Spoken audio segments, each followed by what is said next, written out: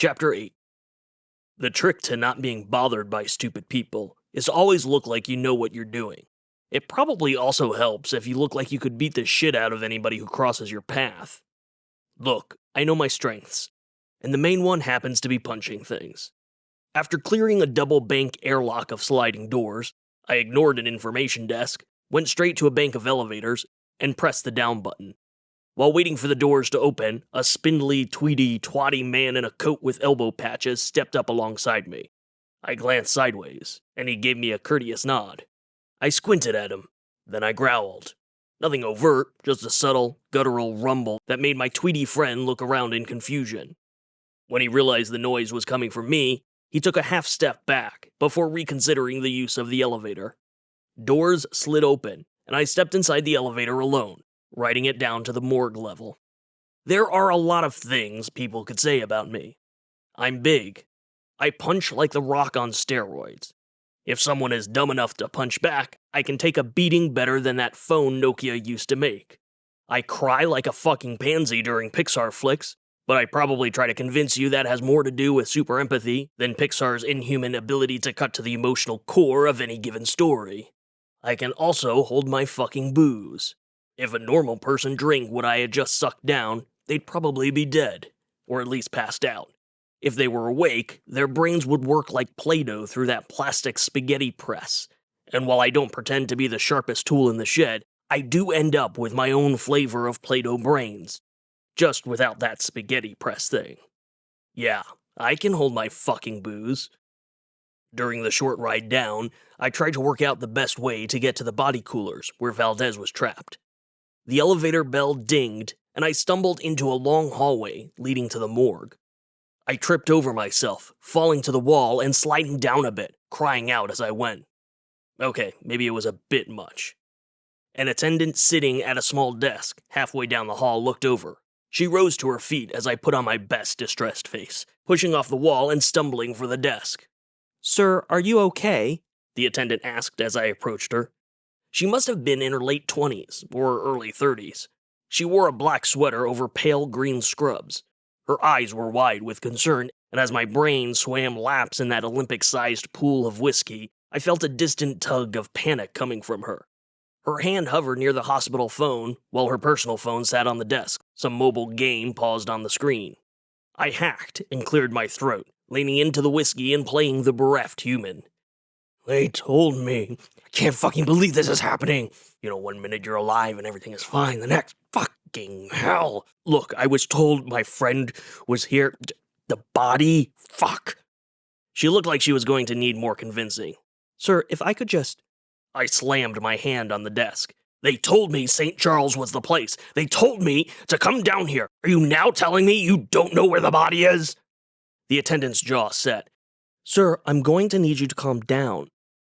There's a reason I prefer to just punch things. Acting, subterfuge, and subtlety made me feel like I was prancing around in a goddamn tutu. I slumped forward on the desk. "Oh, come on, lady. I'm the only guy he's got. They said he was down here." "Wait, are you talking about the John Doe stabbing, Vic?" Bingo. I resisted the urge to look at her directly. "I just need... Look, if you could maybe... fuck, lady. I just need to see him. One last time." I finally rolled my head up and did my best to send her a pleading look. She let out a long, wispy breath through her nose. "I usually get a heads up on a body ID," she said. "But you're already here, I guess." Score one for not punching things, I guess. "Follow me." The attendant took me a little farther down the hallway, and into a large room with widely spaced stainless steel tables. The whole of the far wall was dedicated to a massive refrigeration unit, with rows of small little stainless steel doors, each sporting its own handle. Valdez had trapped herself in one of those corpse coolers. The attendant moved to one of the doors on the left of the unit. She opened it and pulled out the sliding tray. We stood on opposite sides, looking down at the naked corpse of a middle-aged man of African-American descent. "Is this your friend?" I sucked in a shallow breath and avoided her eyes. Could I maybe get, could I get a moment alone with him?" She nodded slowly and stepped out of the room, leaving the door open a crack. I took another look at the corpse, clocking the multiple knife wounds and deep slashes across his torso that flayed his skin apart. "Sorry, pal," I grunted. I turned away from the corpse and started pulling open random doors, whispering Valdez's name. I was hoping it hadn't taken me too long to get there and that she was still okay, and then I heard a soft tapping coming from further down the refrigeration unit. "There's my girl." I flung the door open and yanked the tray out, revealing Valdez curled and shivering, her normally olive skin an unseemly shade of ass-freezing pale. "Motherfucker!" she hissed, pushing herself up and off the tray. I slipped out of my coat and put it around her shoulders. "Took you fucking long enough, you goddamn Jurassic lug nut." "Yep, there's my girl." I started reclosing all of the open fridge doors. "Look, I assume we need to sneak you out of here." "Fuck me sideways." Valdez shuffled over to the body of the John Doe. "Is this the guy, Owens?" I had no idea who the guy was supposed to be, and knowing Valdez, she probably didn't know either. "He's a John Doe. Knife attack." Valdez pushed curly black hair behind her ears as she leaned over to inspect the body. She looked smaller than usual, swimming inside my jacket, and when she started nodding enthusiastically, Valdez looked downright childlike. "This is the guy, Abe. I couldn't find him earlier and then I got stuck in the fucking fridge, but this is my guy." I glanced over at the door. "Not sure how much time we've got before the attendant comes back." Yeah. Hold up." Valdez started taking pictures with her phone. She started at his head before moving to the knife wounds, getting close enough to capture the details left by the knife after it flayed the man's skin. "I'm working a job for Will Jacoby at the St. Charles Sentinel," she explained as she photographed. "He's putting together an expose on the Sons of the Golden Future. There have been 5 questionable deaths of African Americans in the last 2 weeks. 1 is an open murder investigation, and the other 3 are being called suicides. But it's more likely that they're lynchings.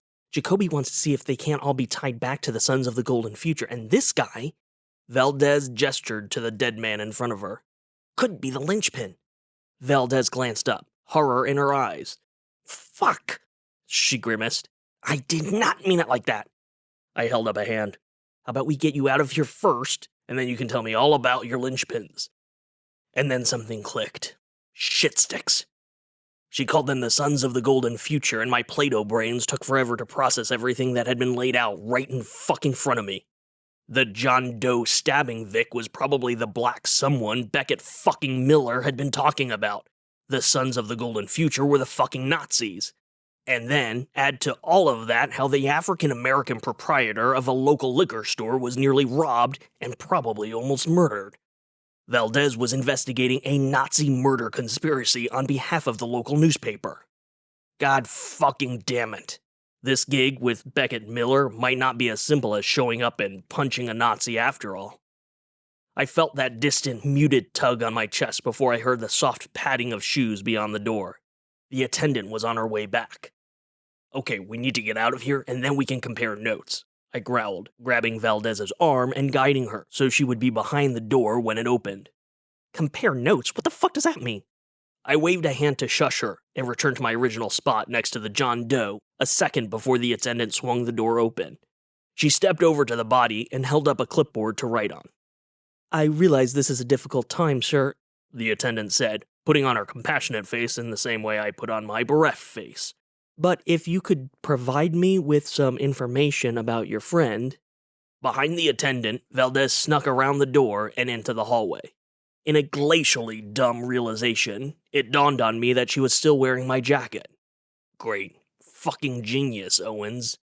In an even bigger stroke of Play-Doh brain genius, I had all of nothing to tell the attendant about the John Doe. Certainly nothing that would make logical sense or get me out of here quickly. "Name, date of birth," the attendant said. "Nearest living relative." Fuck. The attendant's face twisted into a curious expression, and she cocked an eyebrow. I think she just realized I wasn't wearing my jacket anymore. Time to go big or go home. Those fucking Nazi bastards! I exploded, grasping at the nearest thing my Play-Doh brains could make sense of. The attendant blinked rapidly in confusion and shifted awkwardly. "Oh, excuse me?" "Those goddamn racist fucking cunts!" I cried, cranking up the volume. This isn't the first time those Nazi scumrags did this, and I swear to fucking God if the cops in this city don't do something about these white supremacist Nazi pig fuckers, I'm gonna rip their fucking heads off and take a fucking shit down there. Sir, I need you to calm down. Ah, there it was. Calm down? I roared. You want me to fucking calm down? My friend was murdered by Nazis, and no one is lifting a goddamn finger to do a single fucking thing about it. The other trick to not being bothered by stupid people? Be big, loud, and don't give them a goddamn second to react.